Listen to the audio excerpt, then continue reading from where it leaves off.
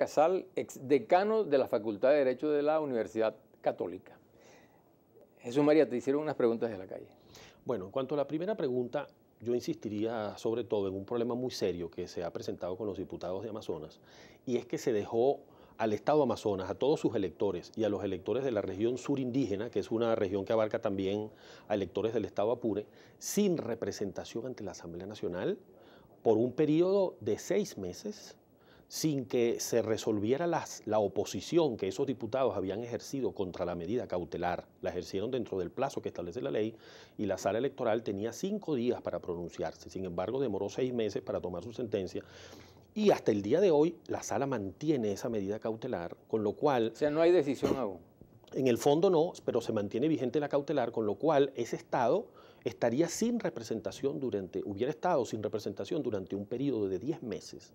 Esto, digamos, es inaceptable desde el punto de vista de los principios democráticos, porque en el fondo, ¿qué hay aquí? Una idea según la cual no es tan importante la representación parlamentaria como los cargos ejecutivos, porque en materia de cargos ejecutivos, por ejemplo, alcaldías, nunca se ha planteado la posibilidad de que se elimine una alcaldía mientras se desarrolla un juicio contra resultados electorales, sino que evidentemente tiene que haber un alcalde. Eso vale con la misma razón para los principios de representación política. No puede quedar ese vacío en esos escaños, sino que mientras el juicio se desarrolla, esos diputados debía permitirse desde el 5 de enero que ellos ejercieran su representación hasta que se tomara una decisión definitiva en el juicio, como se está haciendo con los demás recursos, porque no sé si la gente sabe que hay otros recursos que se presentaron también en diciembre, en Falcón, en relación con las elecciones en Falcón y en otros circuitos. Esos recursos se han seguido tramitando, pero los diputados respectivos están incorporados ejerciendo sus funciones hasta que se dicte la decisión. Eso hubiera sido lo correcto.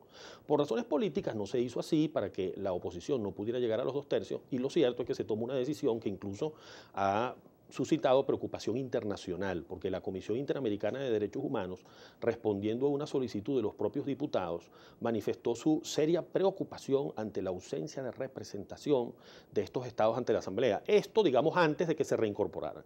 Ahora, una vez que se reincorporan, ¿qué ocurre? Que esa reincorporación no ha logrado tener todos los efectos que querría tener, porque ahora no pueden adoptarse decisiones válidas. Entonces, en el fondo, pues también se violan los derechos políticos de esos electores que tienen derecho a una asamblea que funcione, que ejerza sus atribuciones.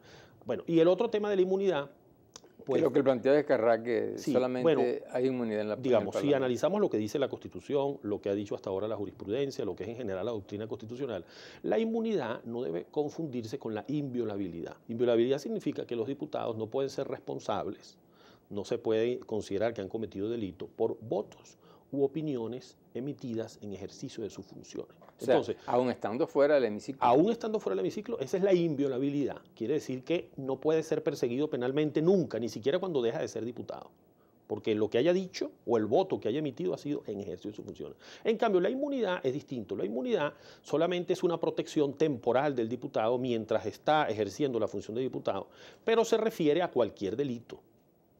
Delitos de distinta naturaleza. ¿Por qué razón? Bueno, porque en la tradición histórica, pues muchas veces el Poder Ejecutivo u otros factores pues, de poder han perseguido a parlamentarios invocando delitos comunes. O sea, es muy fácil, digamos, para la policía, para el Poder Ejecutivo, tratar, digamos, de disfrazar la persecución política a través de un delito común. Entonces, la inmunidad consiste en que el diputado no puede ser detenido, no puede ser enjuiciado y, sobre todo, no puede ser detenido sin que antes la Cámara lo haya autorizado. Evidentemente, si el delito, por ejemplo, es verdaderamente un delito común, no afecta para nada la función parlamentaria. Pero hay un procedimiento por el antejuicio. Hay un procedimiento. Sí. Entonces, una vez que se cumple el antejuicio y llega a la Cámara, la Asamblea puede considerar que si es un delito común, que en realidad el enjuiciamiento no afecta. Y la decisión es de la Cámara. Es de la Cámara, y la Cámara puede considerar que en realidad eso no afecta el funcionamiento del Parlamento, la autonomía del Parlamento, y autoriza el allanamiento, y sigue adelante el allanamiento. Y la decisión de la Cámara sobre allanar o no la inmunidad no puede ser arbitraria. Esa es otra cosa, pero la institución de la inmunidad lo protege al diputado en toda su actuación, y luego pues la Cámara debe valorar si ese enjuiciamiento, si esa detención afecta la autonomía del Parlamento, afecta la autonomía del diputado en cumplimiento de sus funciones. Por ejemplo, puede ser que un diputado está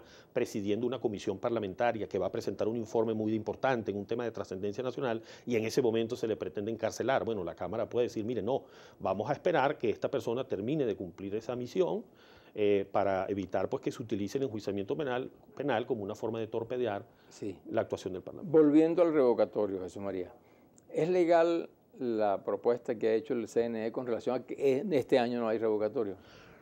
Mire, realmente, si uno lee la Constitución y sentencias de la Sala Constitucional, entre ellas la del 5 de junio del año 2002, 1139, uno realmente observa que la Constitución nuestra reconoce una democracia participativa. Y una de sus novedades es haber incluido muchos mecanismos de participación directa de la ciudadanía. Y también pretende favorecer, como lo dice el artículo 62, la participación directa del pueblo, la participación política.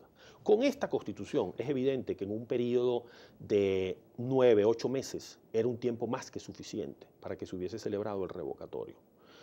Y sin embargo... Pero hay tiempos máximos y tiempos mínimos. Exacto. Es decir, digamos que... Y por supuesto, quien esté en el poder no va a propiciar, obviamente, de manera fácil eso. Exacto, pero el Consejo Nacional Electoral debería actuar con independencia, con autonomía, como exige la Constitución, y, de acuerdo con el artículo 62, favorecer o por lo menos no obstaculizar el ejercicio de los derechos. Y lo que hemos observado es que el Consejo Nacional Electoral ha interpretado los lapsos como términos, es decir, digamos que cuando se prevén 30 días, dentro de 30 días la adopción de una decisión, se toma el lapso completo o incluso a veces ha creado lapsos que no están en su propio reglamento, como cuando se agotó el lapso que tenían los promotores del referendo para recoger el 1% de firmas. En ese momento eran los electores los que disponían de 30 días, pero como lo hicieron en 3 días, entonces los 30 días se los tomó el CNE. O sea, eso es, digamos, tergiversar completamente el sentido de las normas. Pero además esas normas ya de suyo son restrictivas.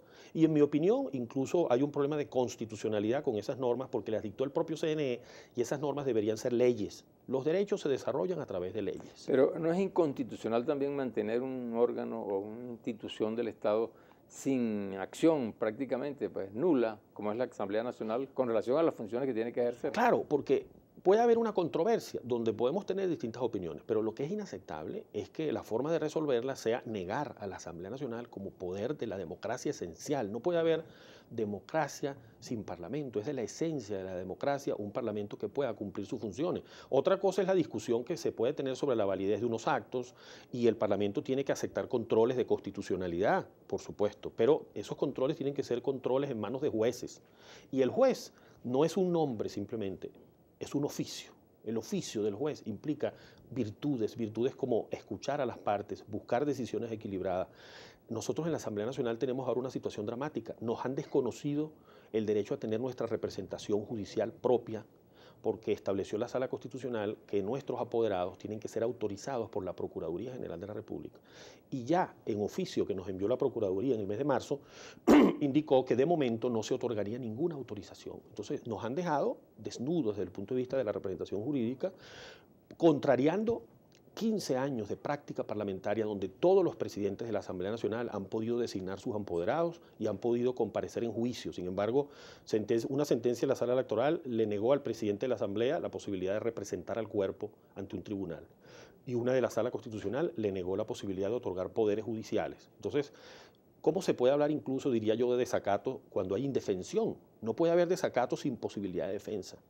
Y tenemos incluso información de que en la propia Sala Constitucional ese criterio luego entre los magistrados han reconocido que fue un error haber establecido que la Asamblea Nacional no puede tener su propia representación jurídica e incluso todavía la Sala sigue dictando sentencias reconociendo la validez de los poderes de anteriores presidentes de la Asamblea en casos que se estaban tramitando y de anteriores consultores jurídicos de la Asamblea. Sí, eso sí los considera válidos, pero no considera válidos los que confirió el actual presidente María, por ser él. Brevemente, ¿cómo destrabar esa situación atípica Asamblea Nacional Ejecutivo en general o de los demás poderes? Muy breve y una reflexión final al país. Sí, yo diría que efectivamente, como antes comentaba, hay que buscar un marco de respeto entre los poderes.